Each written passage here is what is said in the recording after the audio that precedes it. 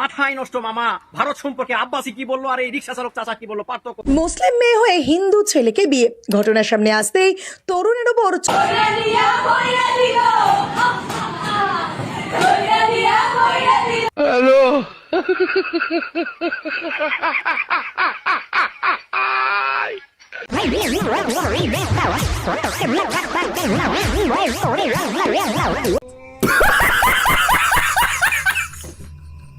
প্রতিদিন সোশ্যাল মিডিয়ায় কত ধরনের ঘটনাই না ঘটে, সব খবর কি আপনি জানেন? যেমন মুসলিম মেয়েদের হিন্দু হয়ে যাওয়ার আসল গল্প কি, বাংলাদেশে ট্রেন্ডিংয়ে এখন কি বা চলছে, আর সাথে থাকছে জগন্নাথ দেবকে নিয়ে না জানা কিছু অজানা রহস্য। এই সব কিছুই কিন্তু পাবেন একসাথে আজকের এই ভিডিওতে। শেষ পর্যন্ত দেখুন, ইনফরমেটিভ তথ্য যেমন পাবেন ঠিক তেমনই কিন্তু মজাও পাবেন। চলুন তাহলে আর কথা না বাড়িয়ে ভিডিও শুরু করা যাক। বিদায় দেন বিদায় দেন সার গো ও সার বিদায় দেন আমারে গো প্রাণের সার কত দুষ্টামি করছি ম্যাডাম গো। বন্ধুরা, বাংলাদেশি এই মাইয়ার কথা শুনে অর্থাৎ এর এই গান শুনে যদি আমি হাসি তাহলে কি আমার পাপ হবে? क्या जोक मारा भाई। না মানে এই মাইয়ার গান শুনে আমার পেটে প্রচুর চাপ দিচ্ছে।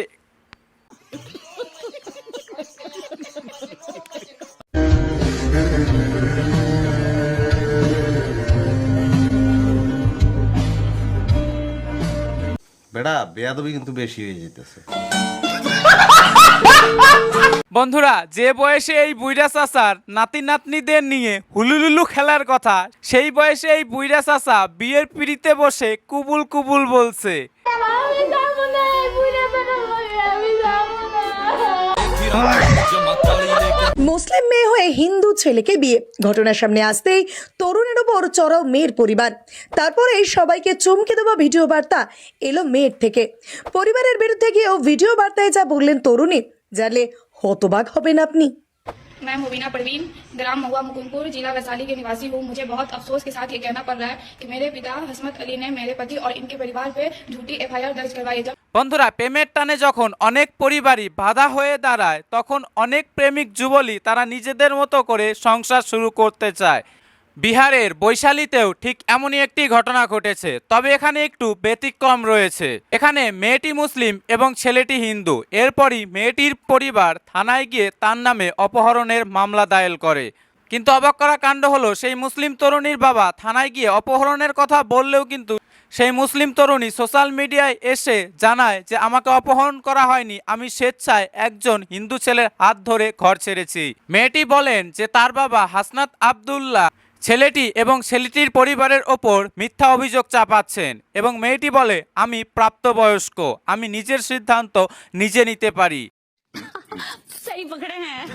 বর্তমানের যে বিকৃত ইসলাম, এই বর্তমানের ইসলামটা তো আসলে নারীদেরকে গৃহবন্দী আর বাক্সবন্দী করছে। তো এই ইসলাম থেকে তো আমি বাইরে না, এই ইসলামের মধ্যে আমিও একজন। তো আমারও ধারণা এতটুকুই ছিল যে আমি নারী হিসেবে আমি সংসারে কাজকর্ম করব, আমার স্বামীর সেবা করব, আমার যে সন্তান আছে তাদের দেখাশোনা করব, প্লাস আমি যতটুকু সময় পাবো ঘরে বসে থেকে আল্লাহর জন্য আর কি ইবাদত করব, আল্লাহর জন্য আর কি সময় দিব, এইটুকুই আমি বুঝতাম। কিন্তু যখন আমি বুঝতে পারলাম যে না, প্রকৃত ইসলামী নারীরা কি করছেন, আল্লাহ রসুল প্রকৃত ইসলাম নারীদেরকে মানে শিক্ষা দিচ্ছেন। ওই সময় নারীরা হাসপাতাল পরিচালনা করছেন, ব্যবসা বাণিজ্য পরিচালনা করছেন, মসজিদে। বন্ধুরা, বাংলাদেশের মহিলারাও জেগে উঠছে। বাংলাদেশের মহিলারাও বুঝতে পারছে যে বাংলাদেশের মোল্লা পটাশিয়ামরা তাদেরকে গৃহবন্দী করে রাখতে চায়। বাংলাদেশের মোল্লা পটাশিয়ামরা তাদেরকে শুধু শোষণের জন্য ব্যবহার করতে চায়। বাংলাদেশের মোল্লা পটাশিয়ামরা চায় মহিলারা যেন স্বাধীনতা কি সেটা না জানে। ভারতীয় দাদারা আমাদেরকে বলে আমরা নাকি লঙ্গি বাহিনী। মেসি এমন একটা দেশে জন্ম নিছে, মেসির বাপ সিলভারের কারখানায় কাজ করতো বেটা, একবারে ফকিন্নির পোলা। মেসির চোখে সমস্যা, আর 14 বছর পর্যন্ত পাওয়ারলা চশমা ব্যবহার করছে। ইতিহাস জানো? চশমা কেনবে সেটা হচ্ছিল না। আপ কাহা কে জ্ঞানী বাবা। বন্ধুরা, বাংলায় একটা কথা আছে কি জানেন তো, অল্প বিদ্যা ভয়ঙ্কর। সেই অবস্থা হয়েছে এই বাঙ্গুজাতি হুজুরদের। আমি নিশ্চিত বিশ্বখ্যাত ফুটবলারকে নিয়ে এই ধরনের কথাবার্তা বলার আগে ইনি নিশ্চয়ই 2 প্যাক বাংলা অথবা গাঞ্জা অথবা নয়তোবা হুক্কা টেনেছিল, না হলে তো এই ধরনের কথা ভালো মস্তিষ্কের মানুষ বলতেই পারে না। আমরা বাংলাদেশি।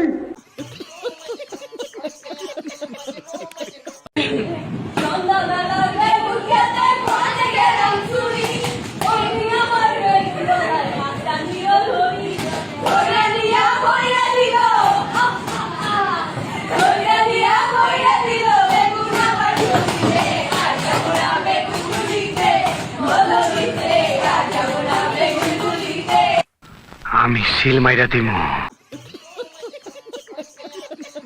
বন্ধুরা, একদিকে ভারতের মেয়েরা ডক্টর, ইঞ্জিনিয়ার, গবেষক হয়ে নিজেদের ঘর আলোয় ভরে দিচ্ছে, আর অন্যদিকে বাংলাদেশে মাদ্রাসায় পড়া ছাত্ররা স্কুলে গিয়ে বেগুন ভরার কথা বলছে, বেগুন নিতে চাইছে।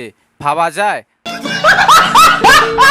পশ্চিম বাংলায় যদি মুসলমানেরা নিরাপদে না থাকে, বাংলাদেশি হিন্দুদেরও নিরাপদে থাকতে দাও। Bharat Bangladesh bye bye. আমার জীবনে বাইসে থাকতে কখনো ভারতের বিরুদ্ধে কথা বলাতে আমার পারবেন না। কেন?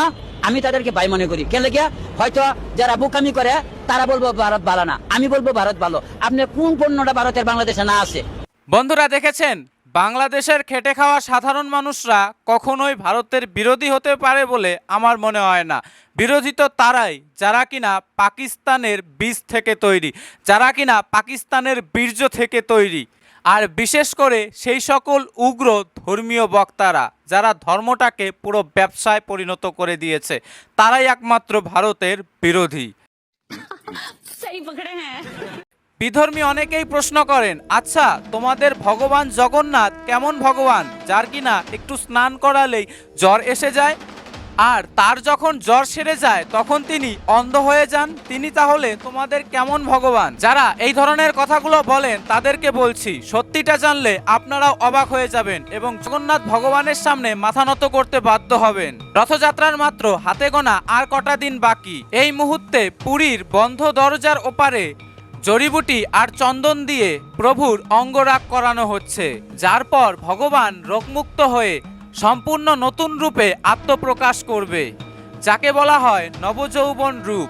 আর ওই যে বললেন ভগবান অন্ধ, শুনুন, রথযাত্রার আগের দিন বিশেষ পূজার মাধ্যমে প্রভুর চোখ নতুন করে দৃষ্টিদান করা হয়, যাকে বলা হয় নৈত্রোৎসব। এই নৈত্রোৎসব না হওয়া পর্যন্ত কিন্তু পুরীর রথ এক ইঞ্চিও নড়ে না। আর মনে রাখবেন, এই জগন্নাথ কিন্তু কোনো জাতপাত দেখে না।